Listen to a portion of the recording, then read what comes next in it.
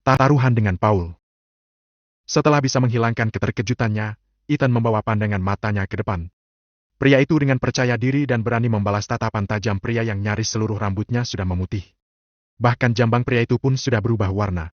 Akan tetapi, wajah garang serta tatapan setajam belati itu masih bisa membuat siapa saja yang melihat menjadi ciut nyali. Saya, Esanoir gue. Saya, dia kekasih bungsu Wis.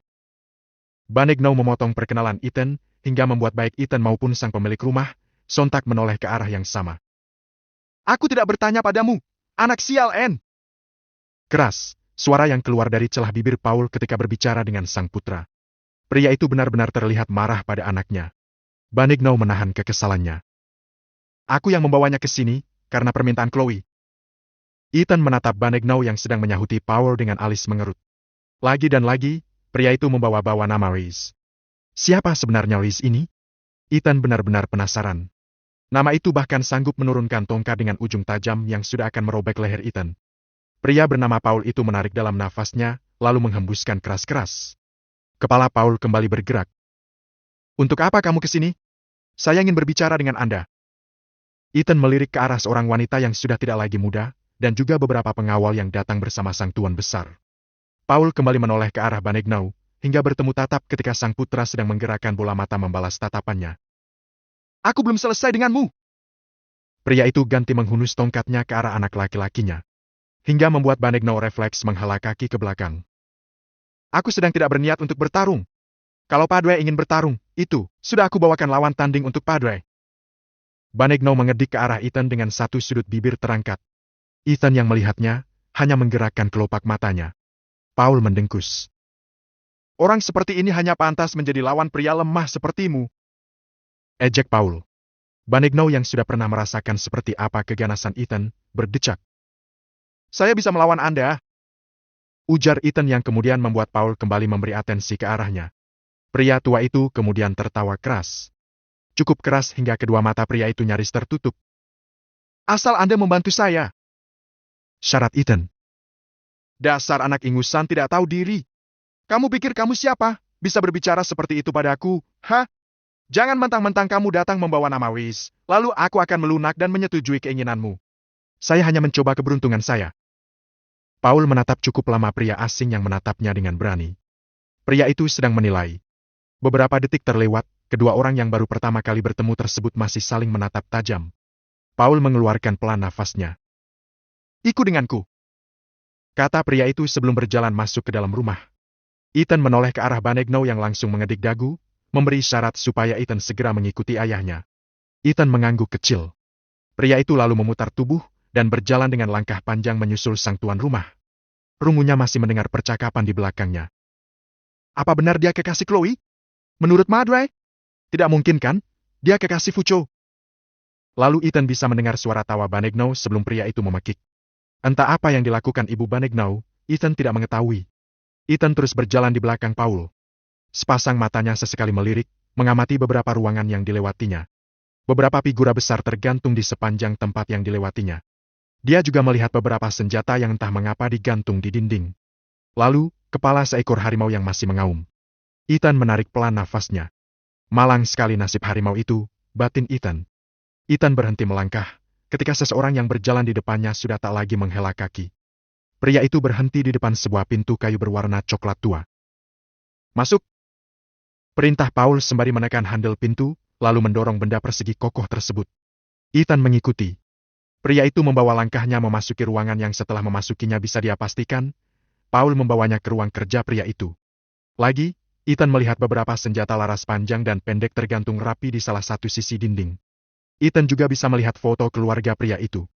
Paul berjalan memutari meja, lalu duduk menyandar dengan kedua lengan berada di atas tangan kursi. Pria itu mengedikkan kepala, ketika memberi izin Ethan untuk duduk. Mengangguk kecil, Ethan menarik kursi di seberang meja sang pemilik ruangan. Pria itu duduk dengan punggung tegak. Ethan menatap sang tuan rumah. Terima kasih sudah memberi kesempatan untuk bisa bicara berdua. Cepat katakan, apa yang kamu inginkan? Ethan menarik kedua sudut bibirnya samar. Paul ternyata bukan pria yang suka berbasa-basi. Sama seperti dirinya. Ethan menyukainya. Saya pemenang lelang lukisan berdarah kemarin. Ethan bisa melihat sepasang bola mata pemilik ruangan membesar sepersekian detik, sebelum pria itu menarik punggung yang sebelumnya nyaman menyandar, lalu menggebrak meja. Sepasang bola mata Ethan turun, memperhatikan meja yang sedikit bergetar, sebelum kemudian kembali menggulirnya ke atas. Saya ingin meminta bantuan Anda untuk mendapatkan hak saya. Siapa kamu sebenarnya? Kenapa ingin membuat masalah dengan kami? Aku tidak akan percaya jika Riz yang mengirimmu. Saya tidak ingin membuat masalah. Saya hanya ingin hak saya. Saya sudah memenangkan lukisan itu dengan harga tertinggi. Jelas Ethan. Dia tidak mengerti bagaimana mereka berpikir dia membuat masalah. Dia hanya mengikuti lelang, lalu memenangkannya. Tidak ada yang salah dengan itu. Dia juga tidak melakukan kerusuhan. Mereka yang memulai, sementara dia hanya bertahan. Dan apa yang saya lakukan? Tidak ada hubungannya dengan Riz.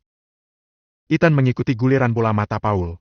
Ethan menghembus pelan nafasnya. Ketika dia melihat senyum miring Paul sementara kedua mata pria itu terarah ke bahu kanannya, Ethan bisa menebak apa yang ada di dalam kepala ayah Banigno. Benar, saya sempat tertembak. Jujur Ethan. Pria itu menekan kuat sepasang rahangnya. Dan kamu masih berani menantangku berduel? Paul lalu tertawa keras. Kepala dengan rambut yang nyaris semuanya sudah memutih tersebut menggeleng perlahan.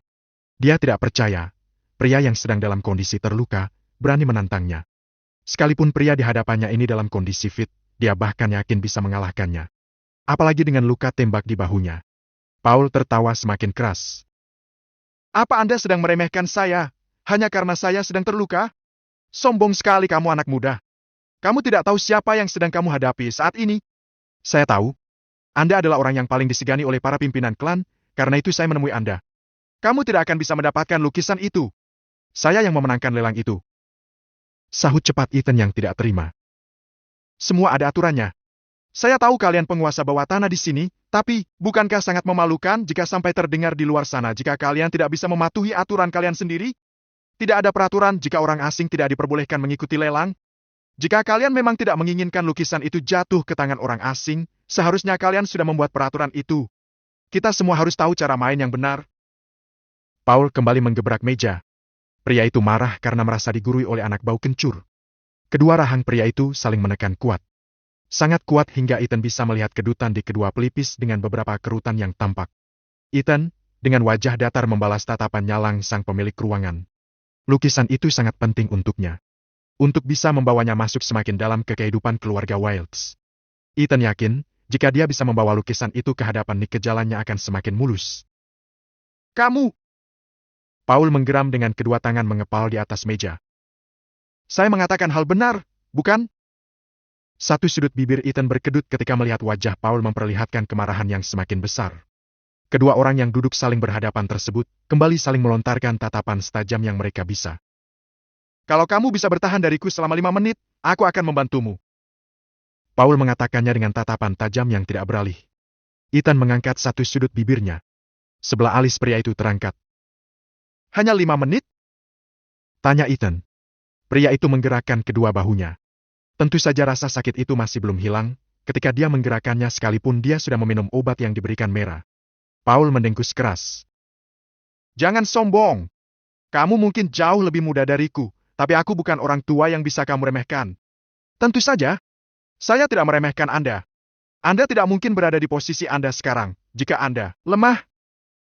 Ethan mengangkat kedua alisnya. Saya hanya merasa senang, karena saya bisa berduel dengan orang sebesar Anda. Puji Ethan. Pria itu menahan senyumnya. Bukan Ethan merasa yakin akan bisa memenangkan duelnya. Mungkin, jika kondisinya tidak sedang terluka, Ethan berani bertaruh 75% dia akan mengalahkan Paul dalam waktu 5 menit. Tapi, saat ini dia tidak dalam keadaan yang benar-benar sehat. Lukanya bahkan sempat membuatnya demam. Akan tetapi, Ethan tidak mau membuang kesempatannya. Dia hanya perlu bertahan selama 5 menit. Paul tidak memintanya memenangkan duel mereka. Pria itu hanya memintanya untuk bertahan. Maka, Ethan akan bertahan. Apapun yang terjadi. Ethan kembali beranjak, begitu sang pemilik ruangan berdiri. Tanpa harus saling berbicara, dua orang itu kembali melangkah keluar ruangan. Ethan mengikuti sang tuan rumah. Paul sempat menghentikan langkah, begitu tubuhnya melewati daun pintu yang dia buka. Ethan juga sempat terkejut ketika mendapati Banigno berdiri menyandar dinding di samping pintu. Banigno memperlihatkan cengirannya. Sudah selesai? Cepat sekali. Ethan tidak tahu siapa yang Banigno ajak bicara, lantaran sepasang mata pria itu menatapnya, dan juga sang ayah. Karenanya, Ethan tidak merasa perlu menjawab. Paul menoleh ke arah sang anak tidak lebih dari 1 detik, sebelum kembali melangkah. Siapkan dia dalam waktu 2 jam, ujar pria itu pada sang anak. Banegno yang sudah bisa mengerti maksud perkataan sang ayah, menganggukkan kepala. Pria itu kemudian menghampiri Ethan. Kamu benar-benar akan berduel dengan Padre? Tanyanya penasaran. Apa aku ada pilihan lain? Sahut Ethan berupa kalimat tanya yang membuat Banegno berdecih. Kedua pria itu kemudian menghela langkah. Padre memberimu waktu 2 jam. Mungkin dia kasihan melihatmu. Banegno terkekeh. Aku butuh bantuanmu, kata Ethan yang membuat Banegno memutar kepala ke samping. Bisa minta merah menyentikku? Aku perlu menghilangkan rasa sakit di lukaku selama 10 menit. Hanya 10 menit untuk berduel dengan ayahmu. Kamu mengenal merah? Banegno membulatkan sepasang matanya. Dia yang membantuku mengeluarkan peluru dan menjahit lukanya. Jawab jujur Ethan. Banegno berdecak sambil menggelengkan kepala. Baiklah. Aku akan memintanya datang. Tapi, jangan merasa percaya diri kamu akan dengan mudah mengalahkan Padre. Banegno tersenyum miring. Kamu akan tahu rasanya berduel dengan harimau saat berhadapan dengannya. Ethan menggerakkan sedikit sudut-sudut bibirnya. Itu bukan hal baru bagiku.